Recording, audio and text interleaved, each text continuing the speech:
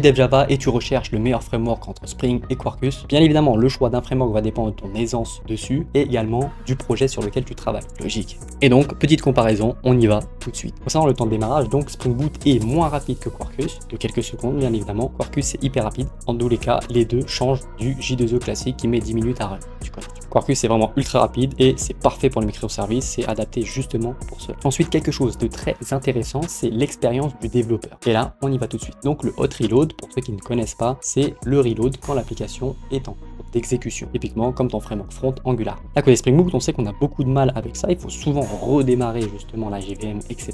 Donc ça pêche un peu. Quarkus, lui, le fait automatiquement. Question que c'est un framework front. Deuxièmement, on a également le run en mode dev avec justement la partie base de données, typiquement Postgre. Là, pour Spring Boot, tu es obligé de mettre en place un container et de le run et de le gérer, etc. Côté Quarkus, c'est fait automatiquement, donc c'est un gain de temps. Mais pour les débutants, je trouve quand même que c'est se tirer un peu une balle dans le pied de ne pas savoir justement mettre ça en place, qui est quand même intéressant, mais on peut toujours aller voir la doc. Ensuite, on passe au poids du build et des perfs. Donc bien évidemment, le build côté Quarkus est beaucoup plus léger, moins lourd et beaucoup plus rapide que Spring Boot. C'est adapté pour du cloud, du microservice et de la containerisation en l'occurrence. En parlant du cloud, continuons. Donc côté déploiement, containerisation, on va parler de Kubernetes. Spring Boot le supporte, mais tu vas devoir bien évidemment mettre en place une config avec tes petites mains, contrairement à Quarkus qui a été spécialement pensé pour ça, donc cloud ready, et qui va te faciliter la tâche justement dans ces notions de déploiement et de containerisation au sein de Kubernetes. Donc ça c'est quand même un gros avantage. Certains devs ont envie vraiment d'avoir une configuration qui est assez simple à faire et ne pas perdre du temps justement sur ces déploiements qui n'en finissent pas. Pour finir, côté écosystème, alors là côté Spring Boot, grosse communauté, grosse doc, donc sur toutes les briques, Spring Boot, Spring Data, Spring Security, etc.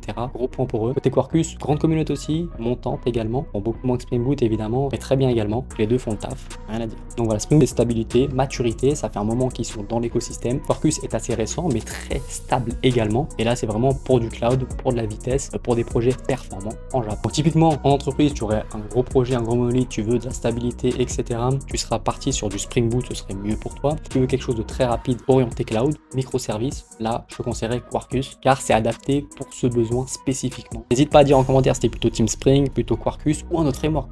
Ça se trouve, t'es pas dans ça, toi. Un autre, mec. Rien à foutre. C'était tout. Ciao, ciao.